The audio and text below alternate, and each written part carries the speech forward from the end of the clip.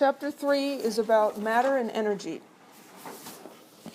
So here's a picture of a room. Everything that you can see in this room is made of matter. These substances, though, have different properties and qualities. There's water in this bottle. There's carbon in this golf club shaft. And those substances have very different properties. The different kinds of matter are different because they are composed of different types of atoms and molecules in different relationships. So matter is defined as anything that occupies space and has mass.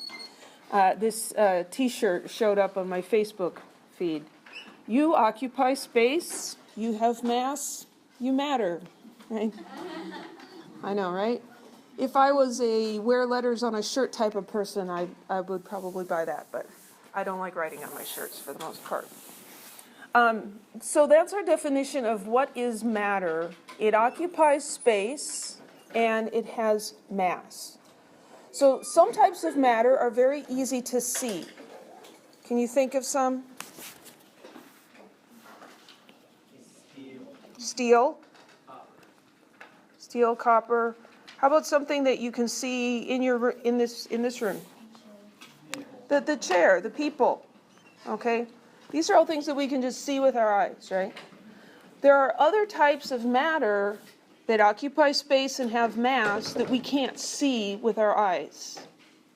Can anybody think of one of those? Air.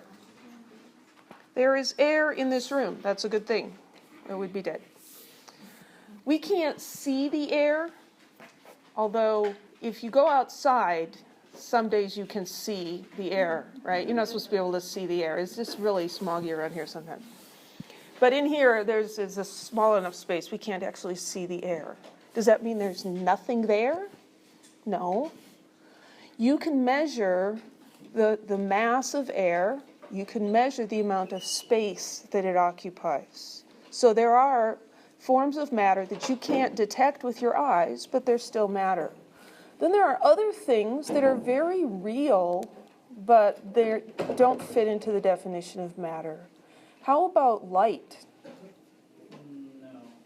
No, light doesn't have mass, and it doesn't occupy volume, occupies space. You can see it, right?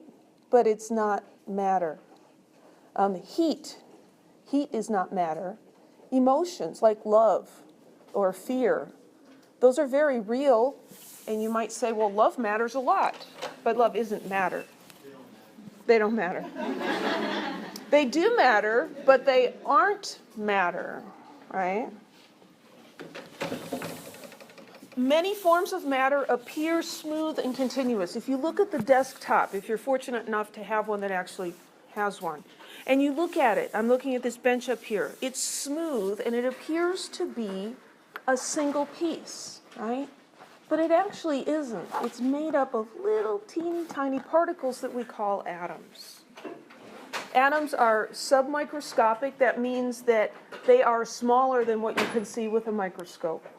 They are particles, and they are the building blocks of matter. I like to make analogies and try to take some of these things that are very abstract and make them more visible. And if I can't actually see them, at least I can create this fantasy world where I can see things. And so I often think of atoms as being a lot like Lego bricks. If you've ever been to Legoland, they have some amazing sculptures, like the Taj Mahal and Mount Rushmore and all these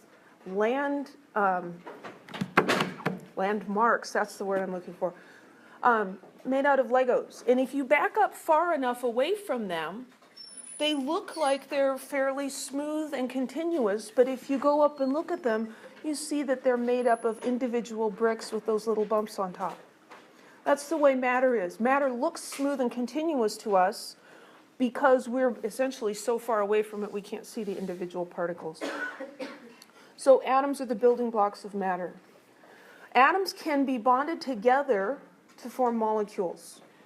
Okay, so a molecule is two or more atoms that are bonded together in specific geometric arrangements. Here's the top of an aluminum can, and this looks like, smooth, shiny piece of aluminum. If we were able to zoom in, we would see that it's made up of individual aluminum atoms that are essentially spherical in nature. Sometimes in matter, the atoms exist as individual particles. Like here, there are no molecules in aluminum. There are just aluminum atoms. Other times, we have molecules. Okay, so this is isopropyl alcohol, also known as rubbing alcohol. And if we could zoom in and see the particles here, we'd see that there are these individual clusters of atoms. So these are molecules. Each isopropyl alcohol molecule has a specific number of hydrogen, oxygen, and carbon atoms stuck together, attached to each other in a particular way.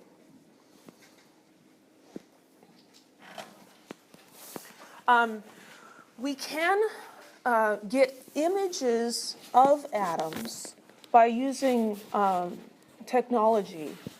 A scanning tunneling microscope can give us an image like this of atoms on a surface. It does so by taking a very tiny electrode tip and passing a current through that tip to the surface that you're taking a picture of, and then you have a computer that moves that tip across and keeps the current constant. And so as it comes across and hits a bump, it's going to come up and then it's going to go down. And so the electrode goes up and down as it goes across. And we can interpret those movements into images. And so this is constructed from signals that we get from this instrument. It's not actually a visual picture like you might be familiar with looking in a microscope. But this is about the best sort of picture we can get of individual atoms. They are not cone-shaped like this. That's an artifact of the technique. This is the DNA molecule. You can get images of that also. And you probably know that DNA forms a double helix, and you can actually see that double helix here. You can see the two different strands and how they're running together. Isn't that kind of cool?